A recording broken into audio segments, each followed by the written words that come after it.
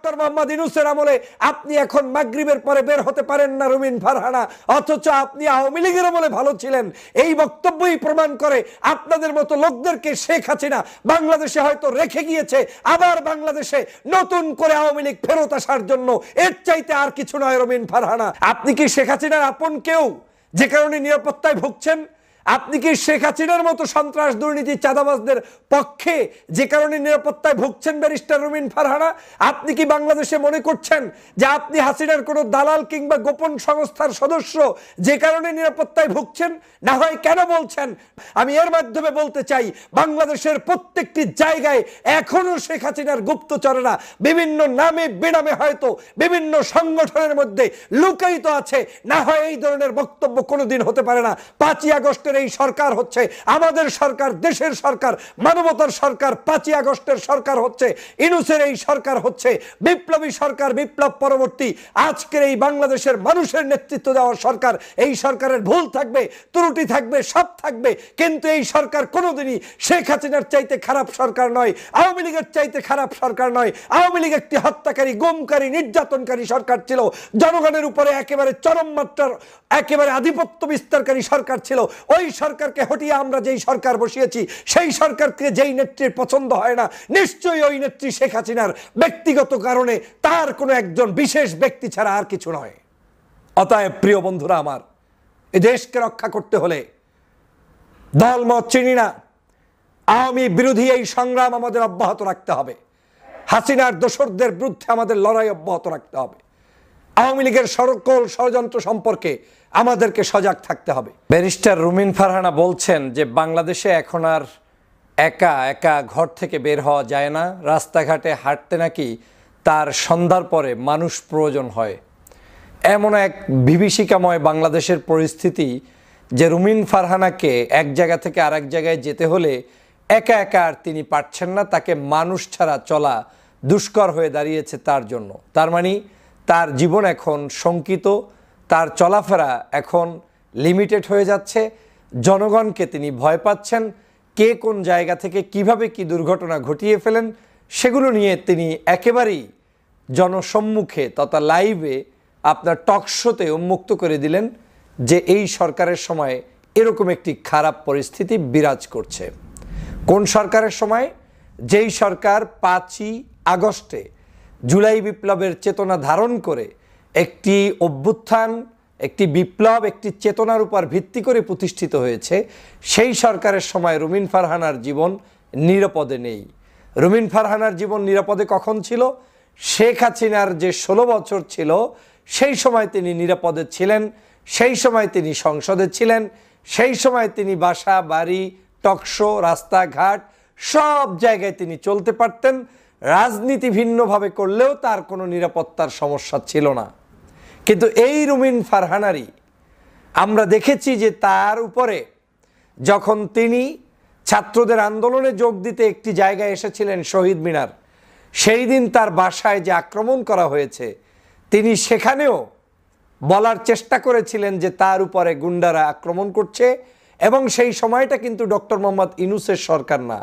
তিনি বলছেন এগুলো আওয়ামী লীগ কিংবা ওদেরই, আবার পরক্ষণে বলছেন যে এদের দলীয় পরিচয় নাই, এরা আওয়ামী লীগও না। তার মানে ওই সময়ও তার বক্তব্যে একটু আওয়ামী প্রীতি ভাবটা দেখা গিয়েছে। মানে যারা তার উপরে আক্রমণ করতে এসেছে আওয়ামী লীগের সময়ও, তারা মূলত দলের কেউ হইতে পারে না, দল হইলে তো এরকম আক্রমণ করতে পারে না। তো তিনি জানেন না যে আওয়ামী লীগ মানেই সন্ত্রাস, আওয়ামী লীগ মানেই চাঁদাবাজ, আওয়ামী লীগ মানেই দুষ্ট, আওয়ামী লীগ মানেই একটি গন্ডর, এটা তিনি জানেন না। যাই হোক, তিনি তো সেই দিন বলেছিলেন যে আমার উপরে আক্রমণ করা হচ্ছে, আমার মা অসুস্থ, আমার মাকে হসপিটালে নিব, এই সময় দরজা জানলা ভেঙে দিচ্ছে, কাজ ভেঙে দিচ্ছে। এটা তো নতুন কিছু নয়। তাহলে সেই সময়টা ডক্টর মোহাম্মদ ইউনূসের সময় তো ছিল না, সেই সময়টা ছিল শেখ হাসিনার সময়। সেই সময় আপনি নিরাপদ বোধ করেন নাই ঘরের মধ্যে, আপনি তখন হাঁটতে পারতেন না। আপনার বক্তব্য অনুযায়ী যে আপনার বাসার সামনে নিরাপদ ছিলেন না, ঘরের মধ্যে দরজা জানলা ভেঙে ফেলছে। আর আজকে আপনি টিভিতে যাচ্ছেন, টক শো করছেন, রাস্তাঘাটে হাঁটছেন, সভা সমাবেশ করছেন, আপনি এখন বলছেন যে আপনি নিরাপত্তা বোধ করেন না। আসলে আপনি কি বোধ করতে চান আপনি বলেন? বাংলাদেশের জনগণকে কিভাবে আপনি বুঝাতে চান যে এই সরকার কোনো ভালো সরকার নয়? এটা কি উদ্দেশ্যটা কি? আমরা এই সরকারকে প্রতিষ্ঠিত করেছি, জনগণ এই সরকারকে প্রতিষ্ঠিত করেছে। আর যাই হোক, অন্তত পক্ষে শেখ হাসিনার 16 বছরের জুলুম নির্যাতন থেকে বেঁচে থাকার জন্য। আপনি শেখ হাসিনার 16 বছরের অত্যাচার, জুলুম, নির্যাতন, অর্থ সম্পদ লোপাট, দেশটাকে ধ্বংস করে দেয়া, এই সব কিছুর একেবারে ভালো রেজাল্ট আপনি 6 মাসের মধ্যে চাচ্ছেন। 6 মাসে এমন কি হয়েছে আমাকে বলেন? আওয়ামী লীগের আমলে প্রতিদিন গুম হতো, ক্রস ফায়ার হতো, হত্যা করা হতো, মানুষ নির্যাতন হতো, আলেম ওলামাকে জেলে ভরা হতো, মানে ফাঁসির কাস্টে ঝুলানো হতো, কান্নার রোল বসতো, পৃথিবীর বিভিন্ন জায়গা থেকে বাংলা ভাষাভাষী মানুষরা অস্থিরতা প্রকাশ করত, অর্থনৈতিক মন্দা, রাজনৈতিক অস্থিরতা, কোনো ব্যক্তি কোনোভাবে রাজনীতি করতে পারতো না। 3টি ইলেকশন, সবগুলো অবৈধ ইলেকশন ছিল, এবং কোনো ইলেকশনেই বাংলাদেশের আর কোনো রাজনীতিবিদদেরকে সুস্থভাবে কোনো কিছু করতে দেয় নাই, অ্যাকসেপ্ট রুমিন ফারহানাকে, যেখানে কোটাভিত্তিক মহিলা এমপি বানানো হয়েছে বিএনপির পক্ষ থেকে। যে 5-6 জন এমপি ছিলেন, তাদের উপর নির্ভর করে একটা পেয়েছিলেন রুমিন ফারহানা এমপি। অনেক বিতর্ক আছে সেই সময়ের সংসদ সদস্য যারা যারা যুক্ত হয়েছেন, ওই 5 জনের প্রত্যেকেই প্রায় বিতর্কিত। একজন উকিল আব্দুস সত্তার, এই রুমিন ফারহানার আসনের লোক। এই উকিল আব্দুস সত্তার কিন্তু লোভ সহ্য করতে পারে নাই। মৃত্যুর আগে তাকে কি করতে হয়েছে, সেখানে কিন্তু তিনি স্বতন্ত্র ইলেকশন করে তারপরে তিনি সেখানে ওই আওয়ামী লীগে যোগ দিয়ে আওয়ামী লীগের সবাইকে নিয়ে আবার এমপি হওয়ার চেষ্টা করেছেন, হয়েছেনও তিনি। তারপরে আপনারা জানেন সেই উকিল আব্দুস সত্তার ইতিহাস। আরেকজন হচ্ছে এই যে হারুন সাহেব, কয়েকদিন আগে বক্তব্য দিয়েছেন, চাঁপাইনবাবগঞ্জ সম্ভবত তার বাড়ি। এই হারুনও ওই 5-6 জন এমপির একজন। তাহলে দেখেন তাদের কেমিস্ট্রি মিল কত, প্রত্যেকের কথাবার্তার মধ্যে এলোমেলো মনোভাব।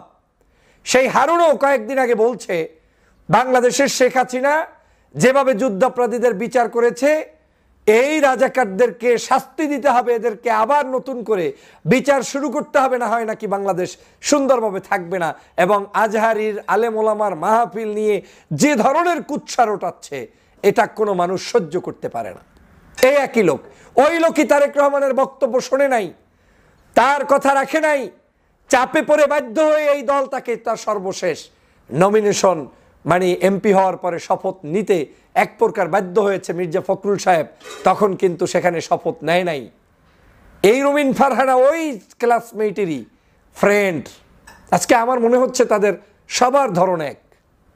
রুমিন ফারহানা এখন বলছে বাংলাদেশের জনগণ আজকে শান্তিতে নাই, ঘর থেকে বের হতে পারছে না, মাগরিবের পরে নাকি নিরাপত্তা বোধ করছেন না, অনিরাপদ একটি বাংলাদেশে উনি বসবাস করছেন। বাহ, এই কথা বলার জন্যই তো শেখ হাসিনা মনে হয় বাংলাদেশে কিছু মানুষকে তৈরি করছে যারা এই কথাগুলো বলবে, আর এই কথাগুলোই শেখ হাসিনা দেশ বিদেশে প্রচার করে তারপরে তার নিজের রাজনীতিকে পরিচালনা করবে।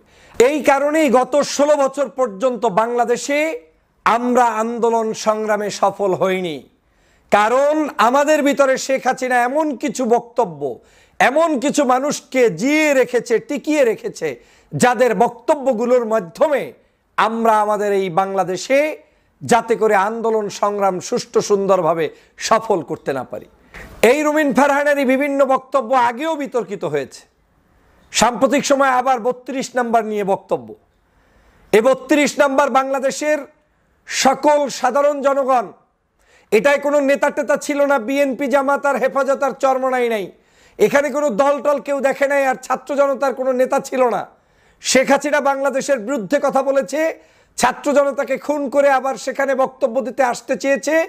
জনগণ সদল বলে শেখ হাসিনার এই দাম্ভিকতার জবাব দিতে গিয়ে 32 নম্বরে যা হওয়ার তাই হয়েছে। এটা নিয়েও চুলকানি কেন আপনাদের? বাংলাদেশের কোনো ইস্যুতে শেখ হাসিনা যে সকল কার্যক্রম করে, সেই ইস্যুতে কেউ যদি বক্তব্য দেয়, তার পক্ষে যদি অবস্থান নেয়, সেটা কোনোদিনই দেশের সাধারণ জনগণ মেনে নিতে পারে না, মেনে নিবে না, মেনে নিচ্ছে না। কিন্তু আজকের সেটাই হচ্ছে এই বাংলাদেশের বর্তমান অবস্থা, যে এখানে এখন সবাই মিলেমিশে আওয়ামী লীগকে পুনর্বাসন করার কাজে নেমে পড়েছি আমরা।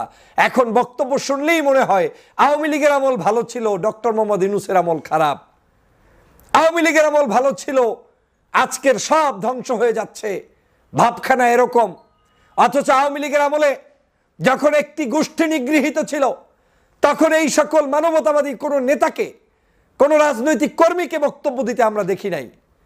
আলেমরা জেলে কথা বলে নাই, ফাঁসির কাজটা নিয়ে গিয়েছে কথা বলে নাই। আর আপনি এখন সন্ধ্যার সময় বের হইতে পারতেছেন না, নিজে নিজে ইচ্ছা করে বলছেন। তার মানে আপনি যে আপনার নিরাপত্তা যদি আপনি নিশ্চিত করতে না পারেন, আপনি যদি না জানেন যে বাংলাদেশের মানুষ আপনাকে কোন কথা কোন বক্তব্য পছন্দ করে, আপনার রাজনীতি কি হওয়া উচিত, আপনি যদি শেখ হাসিনার দালালি করেন, তাহলে তো বাংলাদেশে আপনার নিরাপত্তা এমনিও থাকবে না। সেটা যে দল করেন, কোনো দল করলে লাভ হবে না। যদি হাসিনা প্রীতি কেউ দেখায়, তাকে তো কেউ জনপদ দিয়ে কেউ নিরাপত্তা দিবে না। এখন যদি আমার প্রশ্ন থাকে আপনার প্রতি, তার মানে ব্যারিস্টার রুমিন ফারহানা, আপনি কি এই হাসিনার কাছের কেউ হয়েছেন যে কারণে নিরাপত্তাহীনতায় ভুগছেন? আপনি কি শেখ হাসিনার আপন কেউ যে কারণে নিরাপত্তায় ভুগছেন? আপনি কি শেখ হাসিনার মতো সন্ত্রাস দুর্নীতি চাঁদাবাজদের পক্ষে যে কারণে নিরাপত্তায় ভুগছেন ব্যারিস্টার রুমিন ফারহানা? আপনি কি বাংলাদেশে মনে করছেন যে আপনি হাসিনার কোনো দালাল কিংবা গোপন সংস্থার সদস্য যে কারণে নিরাপত্তায় ভুগছেন? না হয় কেন বলছেন ডক্টর মোহাম্মদ ইউনূসের আমলে আপনি এখন মাগরিবের পরে বের হতে পারেন না রুমিন ফারহানা, অথচ আপনি আওয়ামী লীগের আমলে ভালো ছিলেন? এই বক্তব্যই প্রমাণ করে আপনাদের মতো লোকদেরকে শেখ হাসিনা বাংলাদেশে হয়তো রেখে গিয়েছে, আবার বাংলাদেশে নতুন করে আওয়ামী লীগ ফেরত আসার জন্য। এর চাইতে আর কিছু নয় রুমিন ফারহানা। আমি এর মাধ্যমে বলতে চাই, বাংলাদেশের প্রত্যেকটি জায়গায় এখনো শেখ হাসিনার গুপ্তচরেরা বিভিন্ন নামে বেনামে হয়তো বিভিন্ন সংগঠনের মধ্যে লুকায়িত আছে। না হয় এই ধরনের বক্তব্য কোনোদিন হতে পারে না। 5ই আগস্টের এই সরকার হচ্ছে আমাদের সরকার, দেশের সরকার, মানবতার সরকার। 5ই আগস্টের সরকার হচ্ছে ইউনূসের এই সরকার হচ্ছে বিপ্লবী সরকার, বিপ্লব পরবর্তী আজকের এই বাংলাদেশের মানুষের নেতৃত্ব দেওয়ার সরকার। এই সরকারের ভুল থাকবে, ত্রুটি থাকবে, সব থাকবে, কিন্তু এই সরকার কোনোদিনই শেখ হাসিনার চাইতে খারাপ সরকার নয়, আওয়ামী লীগের চাইতে খারাপ সরকার নয়। আওয়ামী লীগ একটি হত্যাকারী, গুমকারী, নির্যাতনকারী সরকার ছিল, জনগণের উপরে একেবারে চরম মাত্রার একেবারে আধিপত্য বিস্তারকারী সরকার ছিল।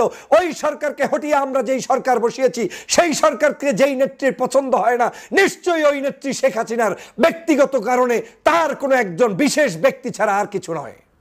অতএব প্রিয় বন্ধুরা আমার, এই দেশকে রক্ষা করতে হলে দলমত চিনি না, আওয়ামী বিরোধী এই সংগ্রাম আমাদের অব্যাহত রাখতে হবে। হাসিনার দোসরদের বিরুদ্ধে আমাদের লড়াই অব্যাহত রাখতে হবে। আওয়ামী লীগের সকল ষড়যন্ত্র সম্পর্কে আমাদেরকে সজাগ থাকতে হবে। আমাদের আগামীর বাংলাদেশ বিনির্মাণ করতে হবে ন্যায় ইনসাফ এবং এই যে অসৎ চিন্তা, আধিপত্যবাদের পক্ষে, আওয়ামী লীগের পক্ষে যে সকল দালাল, তাদের মুখোন্মোচন করে আগামীর রাজনীতি প্রতিষ্ঠা করতে হবে। সবাইকে ধন্যবাদ।